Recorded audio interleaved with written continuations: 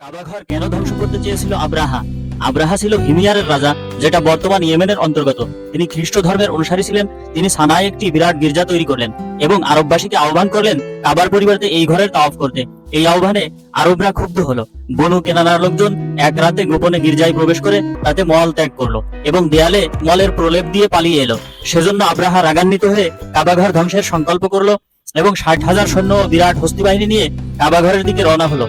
তারা যখন কাবাঘরের কাছাকাছি চলে আসলো, তখন রাসূল সাল্লাল্লাহু আলাইহি ওয়াসাল্লামের দাদা আব্দুল মুত্তালিব কাবাঘরকে ধরে বলল, হে আল্লাহ, এটা তোমারই ঘর, তুমিই একে রক্ষা করো। আর তখনই অলৌকিকভাবে আল্লাহর আদেশে ঝাঁকে ঝাঁকে পাখি ঠোঁটে কঙ্কর নিয়ে উড়ে আসলো। পাখিগুলো আব্রাহার সৈন্যবাহিনীর উপর পাথর নিক্ষেপ করতে লাগলো, আর তারা কাবাঘরকে ধ্বংস করতে এসে নিজেরাই ধ্বংস হয়ে গেল। এই ঘটনাই আল্লাহ তাআলা সূরা ফিলে আলোচনা করেছেন। আলাম তারা কাইফা ফাআলা রাব্বুকা বিআসহাবিল ফিল। হে নবী, আপনি কি দেখেন নাই আপনার প্রতিপালক হস্তি বাহিনীর সাথে কিরূপ আচরণ করেছেন? ভিডিওটি ভালো লাগলে অবশ্যই চ্যানেলটি সাবস্ক্রাইব করবেন।